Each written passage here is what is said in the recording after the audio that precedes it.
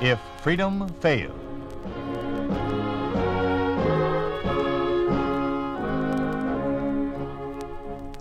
We'd like to take you on a visit to a town that doesn't exist. A town we call Springfield, USA. We'd like to show you how things would be in any American town if communism took over. This is the story of a man who held a high government office in a country of freedom-loving people. John McIntire plays the part of Governor John Goodwin in Suicide by Order.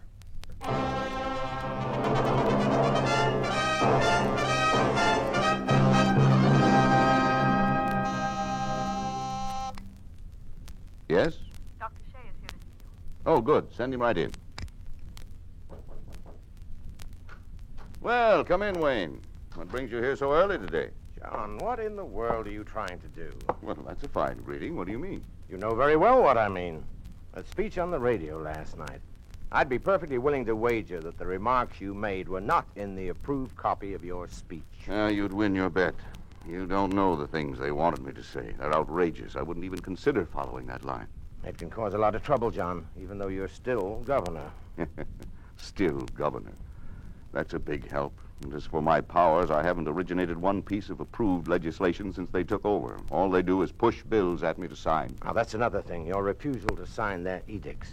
John, the governors of almost every other state have been removed from office. You know that. And each state has become a separate province with its own commissar. Now, that can happen here, too.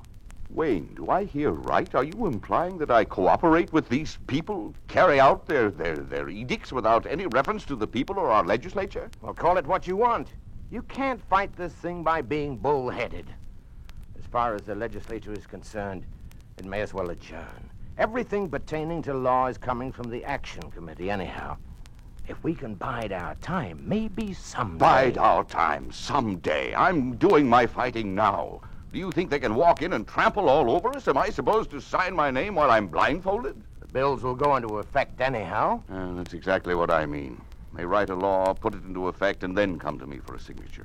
Why do they bother? Anyone with half a brain would know that I would never condone the issuance of such orders if I didn't have to. That's just the point. You do have to. Yes, I do.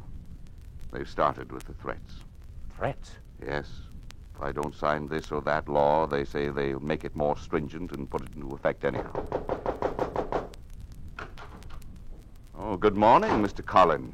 Or rather, Comrade Collin. Do come in. Goodwin, you've done a very serious thing. Your speech last night, I warned you. Governor Goodwin, if you please. Governor Goodwin, if I please? Well, I don't please. You've caused a great deal of trouble for me and yourself.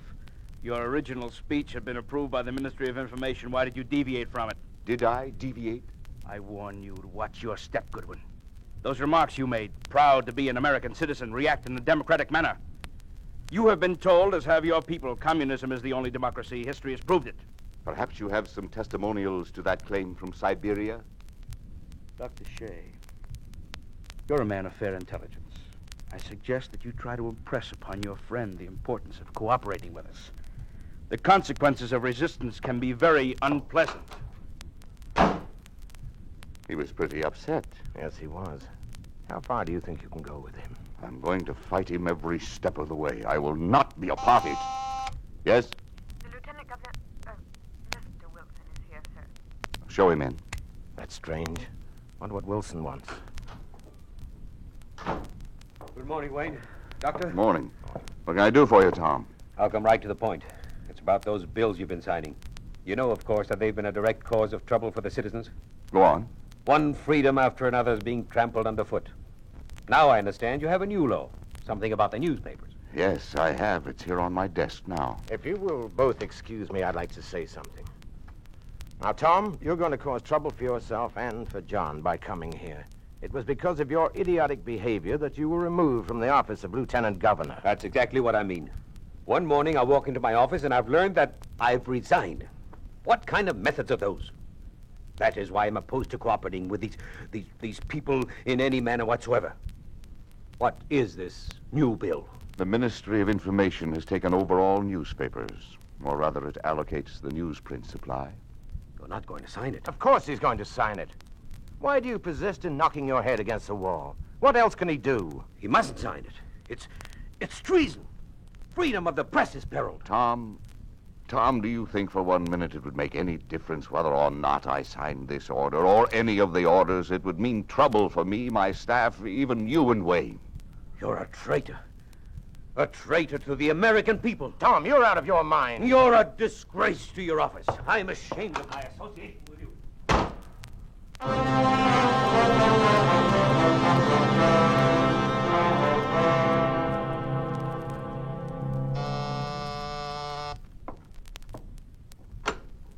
Good evening. Hello, Clara. Good evening. Thanks a lot for inviting us over, Clara. Nice to see you again. Well, I thought you two old bachelors might like a home-cooked dinner. You're late. Well, we just came from Tom Wilson. He's in pretty bad shape. After he got the news that John had signed the new labor bill, he almost went out of his mind. I had to give him a couple of shots to quiet him. Oh, that poor man. Oh, it's his own fault, but he'll pull out of it. Excuse me. Hello? Yes, he's here. Just a moment. John, it's for you. No. Hello? What? Why, no. Come to think of it, I haven't seen him all day. Yes, I think I know why. I'll try to find out what I can. Yes, I'll call you as soon as I get any information. Bye. Well, we're getting close to home now. What is it? Jeffrey, Speaker of the House. He was at the meeting yesterday when we were presented with that labor bill. He's the only one that refused to sign it. What happened to him? I don't know. That was his wife. He hasn't been seen since he left the meeting yesterday afternoon.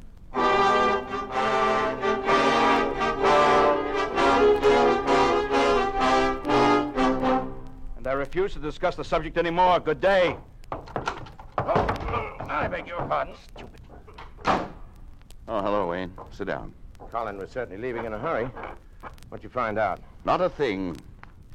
You think Jeffries is dead? What else? Missing for over a week. No letter, no phone call, didn't take any clothes. He was on the way home from his office and just disappeared. Yes? Mr. Wilson is here to see you. Wilson? Send him in. That fool. I specifically told him to remain in bed. Why, the man's on the verge of a nervous collapse. Wait until I... Come in, Tom. Well, you fixed things up beautifully, haven't you? Sit down, Tom. Where's Jeffries? Where is he? Tom, you shouldn't be out of bed. He's dead. That's where he is. He's dead. And it's all your fault if you stood by him. But no, you signed everything. Bow down to them. Tom, you're a sick man. Now, come on, sit down. Don't touch me. Traitors, all of you. Why don't you fight them? Why don't you... Well, I warned him. You better call an ambulance.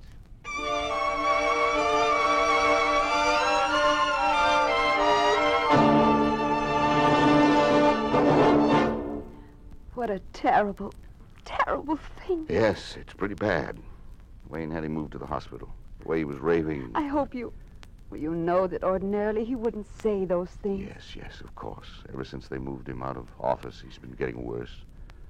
He hasn't had to cope with them day after day as I have. All he's had time to do is to think of the injustice of it all. He wants to fight. And what is there to fight? And what good? I know. Wayne should be here soon. I'll go fix some coffee. Wait a minute, Clara. There's something else. Yes, John? Clara, we've postponed, or rather, I've postponed our wedding 3-4 times now. Yes, I know.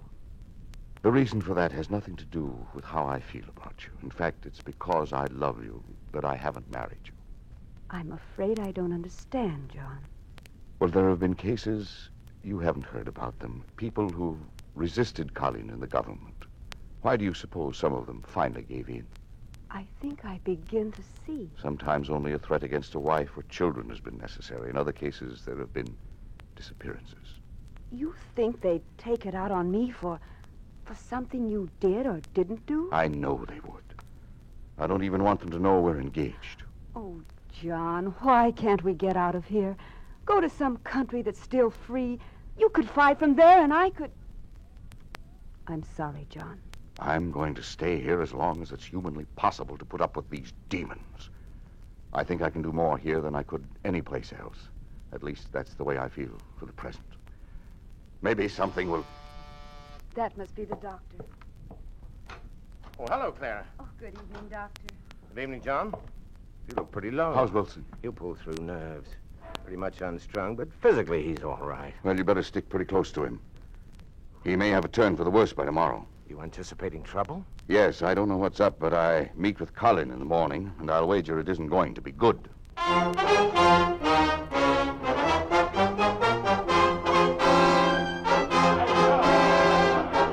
Order! Order, I say. Quiet, please, gentlemen. We'll never get anywhere this way. We have only a few minutes before Colleen gets here. Let's take these things one at a time.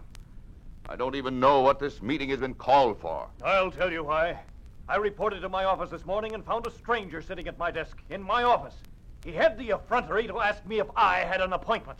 I think I know what this means. Go on. He said he was the new Minister of Agriculture, that the people had demanded my removal because of my activity against the interests of the state. When I protested, I was thrown out bodily picked up by two policemen and physically ejected from the Capitol building. Right. Same thing happened to me. Gentlemen, please, order. I'm afraid there's not much we can do about this. I've protested every single bill and every appointment that's come through here, but it's always the same thing. Action against your families or against your friends, and if that fails, well, we all know what happened to Jeffries, or rather, we don't know. I suggest you... Or won't you come in, Mr. Colley? What are you people doing here? You're without official standing in this state. Get out. Get out before I have you arrested for trespassing. Traitors, saboteurs. You'd better leave, gentlemen.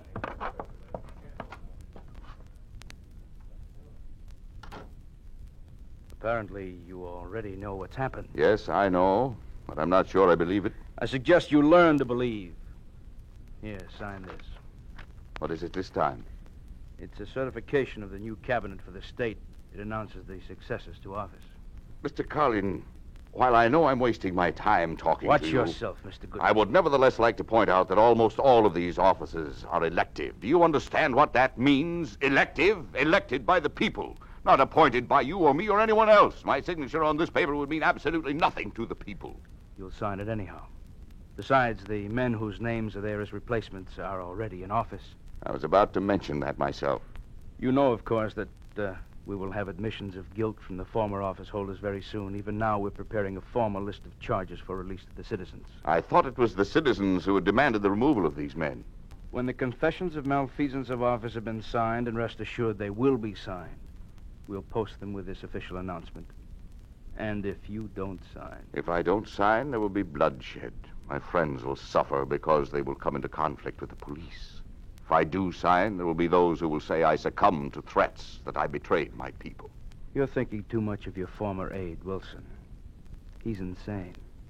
He's the only person in the whole state structure who has had any real objection to the new government. Now, don't be affected by the opinion of a crazy man. Why do you even bother to bring these things to me for signature at all? Sign. No. What? I said no. I won't sign it. Perhaps I can change your mind.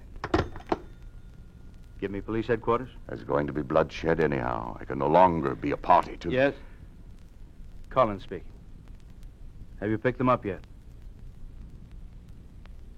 You have both Dr. Shea and Miss Lyons in custody. Good. Hold them until you hear from me. Tara and Wayne in jail? Yes. Why? Why? What have they done? We haven't decided yet. We'll think of something. We've heard they've been guilty of action inimical to the interests of the state. Right now, our evidence is shaky. It is possible we could even be wrong. You could convince me. How? Sign.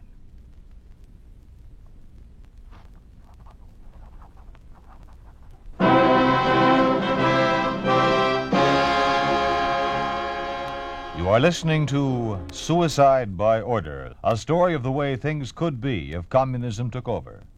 A picture of what life would be like under a communist regime in an ordinary American town. A town we call Springfield, USA. And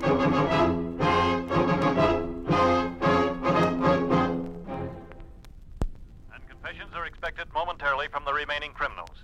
Meanwhile, the new officers have taken office by order of Governor John Goodwin. The governor, who early today signed the affidavit accusing the former office holders of malfeasance of office, indicated that he is very confident that the affairs of state under the new members will herald a new day of freedom and that... I think they've distorted the facts a bit. We all know that, John. But nevertheless, the bill bears my signature. You shouldn't have let them threaten you. I mean, with Wayne and me. We'd have been all right. How did they find out about us, you and me? I've tried to conceal our relationship in every possible manner. Only you and I and Wayne knew. And Earl Parnas. Earl Parnas? You mean the one who was in our motor vehicle department? Yes.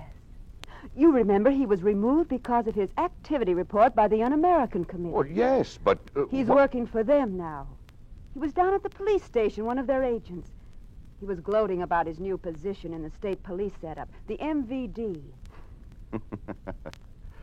If this weren't so outrageous, it would be funny. What do you mean? Police, MVD, motor vehicle department. Have you heard from Wayne yet? Oh, he called this morning. I don't know where he is. Have you got your instructions straight for tonight? Yes, I'm all packed. One small suitcase, as you told me. Well, tell me what you're to do. You will go home early tonight. I will put out all the lights as though going to bed. At 1:30 in the morning, a car will pull into the driveway. I will go to wherever the driver takes me. Oh, John, can't you tell me where it is? No, go on. Oh, John, they found out. Answer it. Clara, is John here? Yes, come in. You frightened doctor pounding on the door. John, Wilson just tried to commit suicide. What? Yeah, he heard the report over the radio about the bill you signed. He jumped out of a window in his apartment building. He's badly hurt. That fool, that stupid, idiotic fool, jumping out of a window is an act of a neurotic. Only a demented person would try such a thing. It appeared he was recovering, too. Suicide doesn't absolve one of his responsibilities. It's a very poor escape. Besides, he chose a stupid way to go about it. There's no guarantee of success. If a person feels he must do away with himself, he should use a gun or poison. John, what a peculiar way to talk. Don't mind what John says. I've been his doctor for more than 20 years. He's always been afraid of pain. John would naturally think of a painless way to die. If he was thinking of dying, which I don't think he is. It's getting late. Yes, of course. Would you drive me home, Wayne? Sure, glad to. See you tomorrow, Clara. Yes, I'll see you tomorrow.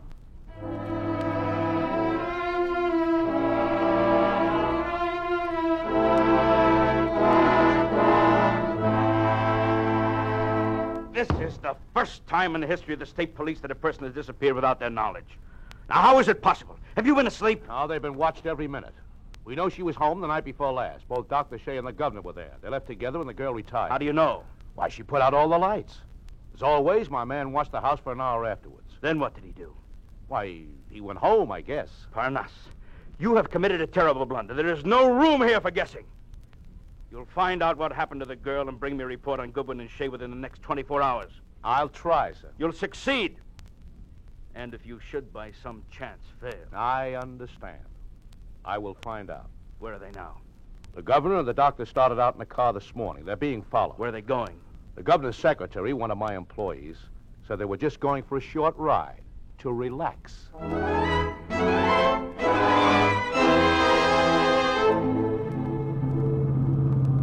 I suppose you noticed we're being followed. Of course. What was so urgent? Why couldn't we meet in your office? And where in the world is Clara? Have they... No. She's safe, thank God. Safe where? The other night when you were with us, the night Wilson tried to kill himself, I arranged for her to fly out of the country. I just got word this morning. She made it safely. I'm surprised she'd go without you. I told her I'd join her as soon as I could. That's what I want to talk to you about. But why here? Well, I can't risk using the office. I think they're after me now. I've served my purpose. I can do no more good, either for them or for our own people. I'm leaving the country tomorrow. I want you to go with me. But how? You're watched every minute. I have a plan. But we must work fast. No packing, no change in routine. Well, this afternoon, I'm going downstate to welcome some new official. I probably won't be back tonight. Now, tomorrow morning, I'll phone you at your office at 7 o'clock and ask you to come over to examine me for some illness. Yeah? But don't come to my house. That will be your signal to get into your car and drive to a field outside of the city. Here.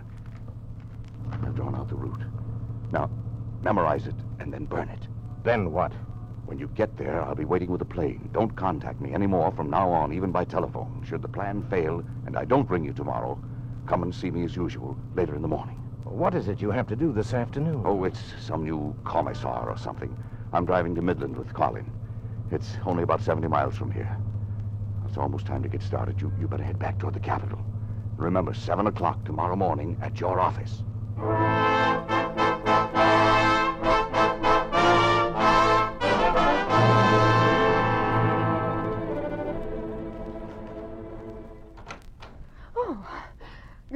Dr. Shea. You startled me.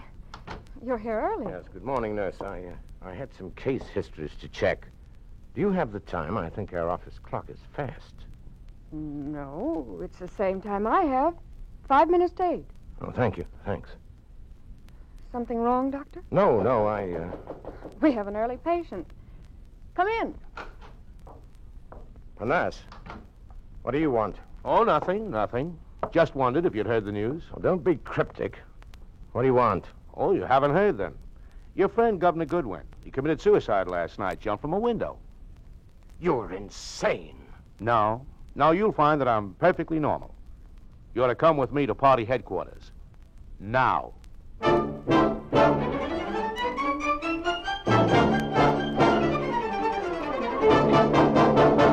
I still don't believe it. It's impossible.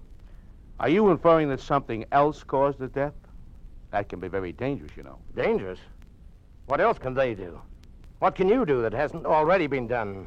If you want to find out, try once more to escape from this country. Escape? When? How did you know? Oh, we know. We have ways. So you better watch your step, Dr. Shea. And in the face of that, you still expect me to believe Governor Goodwin committed suicide? Frankly, I don't care what you think. As long as my duties are satisfactory, Yes? Oh, yes, Mr. Collin. Yes, he's here. For you, Dr. Shea. Yes? Oh, hello. Yeah, Mr. Panas informed me. Terrible thing. And I may as well tell you, too, that I don't believe he committed suicide. And I have several reasons for thinking what I think.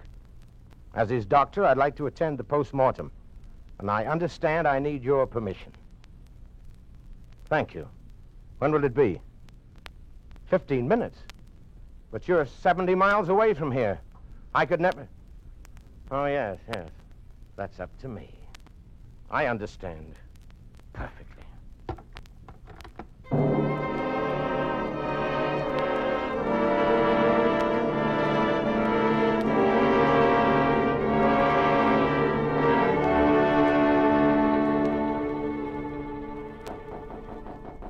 Come in.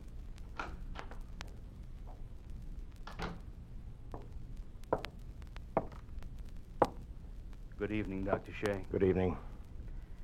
Dr. Shea, we noticed you were missing from Governor Goodwin's funeral yesterday. How do you explain this? I have no explanation. I just didn't go. Many of your countrymen are talking. It seems that you're misinformed about the cause of his death.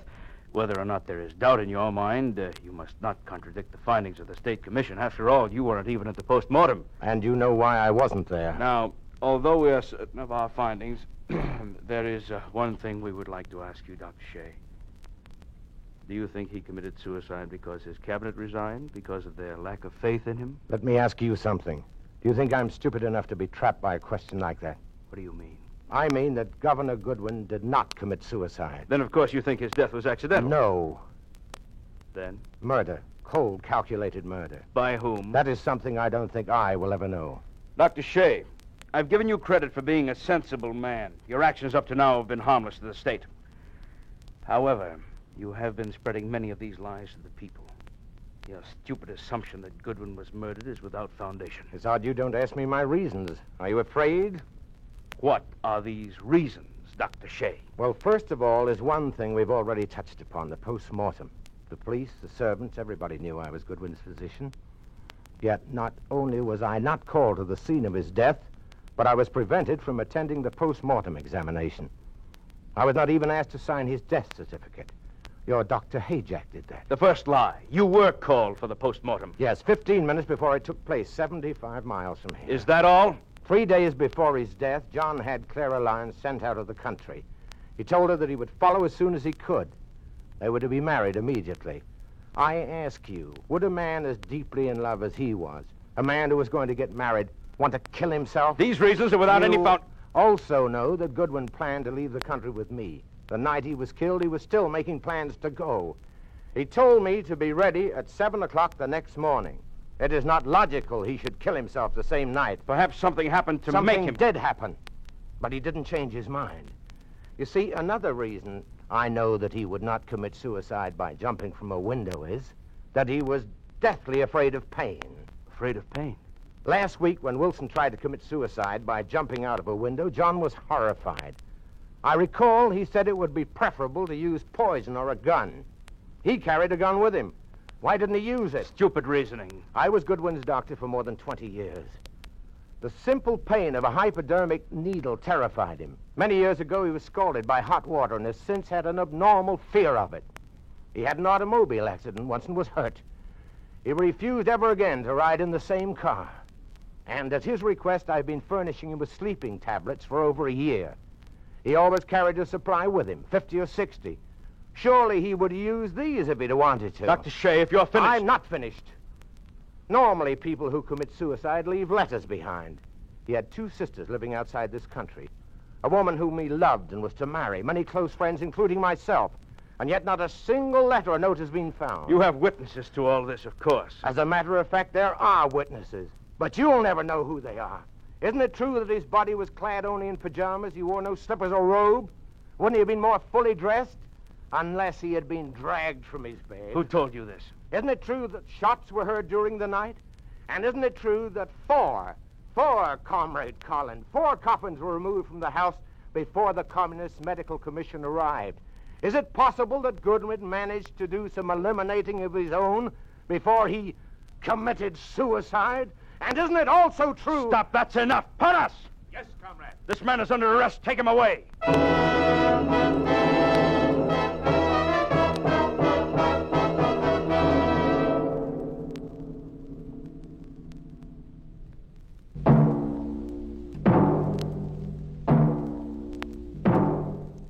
You have just heard a story of what happens to a man of state under a communist regime. You have just heard what would happen to any American statesman if communism took over. You think this could not happen? It did happen in the communist-dominated country of Czechoslovakia. It did happen to Prime Minister Jan Masaryk. On March 10th, 1948, Jan Masaryk died. The communist of Czechoslovakia declared his death suicide. Dr. Oskar Klinger, personal physician to Jan Masaryk, escaped to tell the true story. Dr. Klinger says Masaryk was murdered.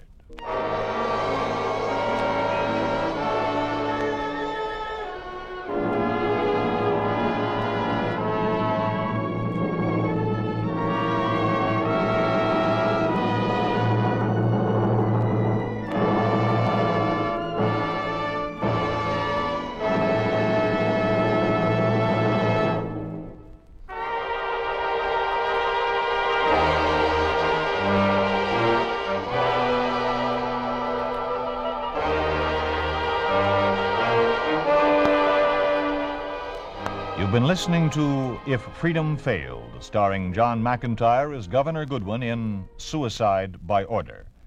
Charlie Lung was Dr. Shea and Jack Crucian Mr. Callan. Completing the cast were Donald Morrison, Virginia Agnello, Bob Bruce, Eddie Marr, Lamont Johnson, and Donna Hayner.